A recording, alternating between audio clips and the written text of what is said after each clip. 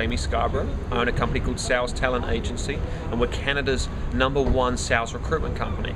We help more than 100 different employers in Canada from all different sectors and disciplines find their top performing sales talent at every level, from junior sales hunters all the way up to VPs of sales. We've been extraordinarily successful. We help companies like SAP, the biggest business software company in the world. They've outsourced all of their inside sales recruitment to us in Vancouver, as well as for a smaller part in Toronto. We help companies like Monster find great sales professionals, and we help everyone from Ceridian to Wakefield, who owns Castrol, to many other different brands.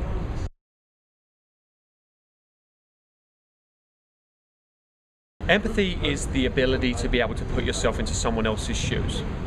There are two things that are really important to be a successful salesperson. If you look at it from a purely nature-nurture perspective, take away any actual experiences and just look at someone who's 20 years of age and try and work out, could you be a quality sales professional? The two things are drive, the ability to get yourself going, the ability to either it's competitiveness or it's actually the need to please. Some people are ultra competitive and want to win. Some people, more like me, are actually the opposite. We just don't want to lose. So our drive comes from not wanting to lose as opposed to wanting to beat everyone. On the other hand, so you've got drive, which is going to get you where you need to go. It's going to be the thing that makes someone pick up the phone 100 times, even though they've been turned down 99 times. Right. The other side to that is empathy. Empathy is the ability to be able to navigate. I look at drive as being the engine of a boat. That's going to drive you forward. That's going to move the boat forward. But empathy is going to be the rudder. That's going to help direct where you need to go and make sure that you don't crash into stuff and burn. Empathy is the ability to sit down opposite someone and understand what they're thinking, why they would buy, what their decision-making process is, what's influencing their decision-making process, and really navigate a sale. And so it's extraordinarily important for someone to be good.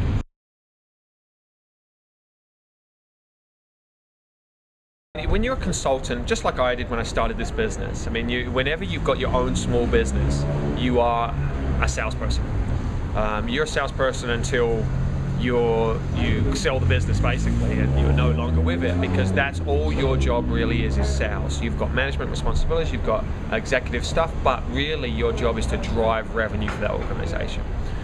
One of the biggest mistakes that people make when they own their own business and have such a small business is focusing too little on the sales. So what happens is they get themselves bogged down and they become procrastinators. A lot of people get into business and they don't start as salespeople, they start as subject matter experts in something else. So let's say, for example, they're an art director and they've got a brilliant creative mind. They're able to create advertising like nobody else. The only problem is they don't have anyone to do it for.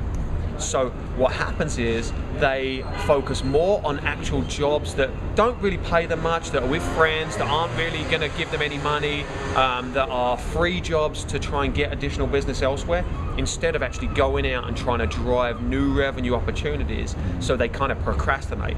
They say, oh, I haven't got the time to make those 10 cold calls today that I need to make because I'm working too hard on this project. So the biggest challenge for anyone is procrastination, and especially if you're a consultant.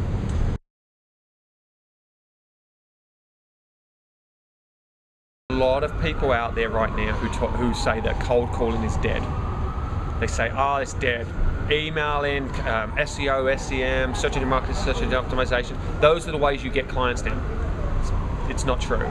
They certainly are extraordinarily valuable in terms of helping you drive traffic that's looking for you. But you've got to remember that there's a lot of companies out there that want exactly the same as you've got, or exactly the same as you want. And you've got to make a phone call to get them. You've got to find a way to get in front of that person. If it means knocking on their door and going in and meeting with them, if it means picking up the phone and introducing yourself to that organization, you've got to find a way to get in front of them. Great.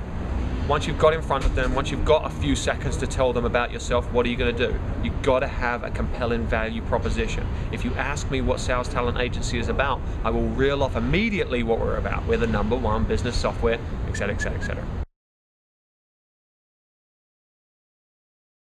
Remember, every stage of the sales process is about empathy. And what I mean by that is, instead of making a call and just trying to get through the call, Hey, I'm Jamie Scarborough. I own a sales talent agency. Sales talent agency is the #1 business software company, blah, blah, blah, blah, blah. Instead of doing that, you've got to think, what do they want to hear? 99% of the time, you're going to be leaving a message for someone. If you leave a message on that voicemail that says, hey, this is Jamie Scarborough from Sales Talent Agency. We're the biggest sales recruitment company in Canada, and we help companies do this, this, and this. That's a good message.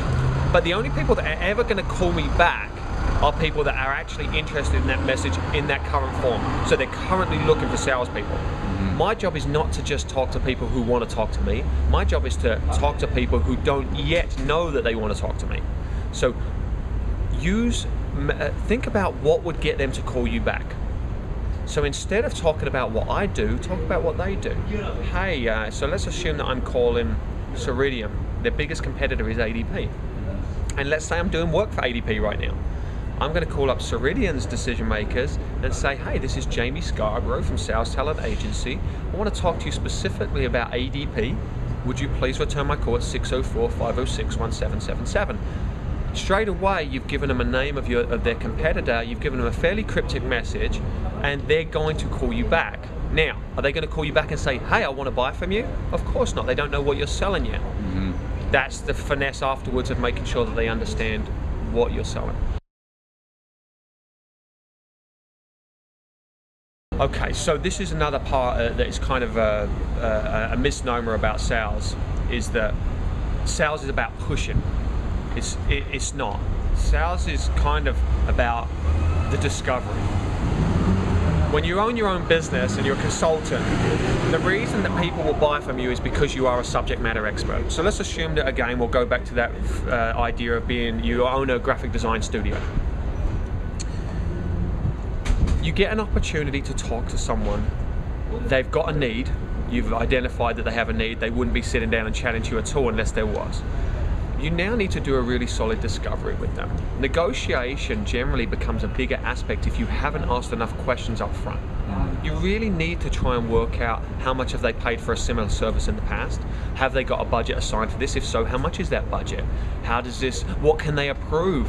You need to really understand the parameters before you ever put a price in front of them, because you need to know, you can't put something in front of them and think, oh, is that $18,000 too much, too little? Is it, are they gonna go, you're crazy, or am I leaving money on the table? So you really need to understand before you ever get to a point of the proposal, what they're prepared to spend and what kind of value they see in this situation.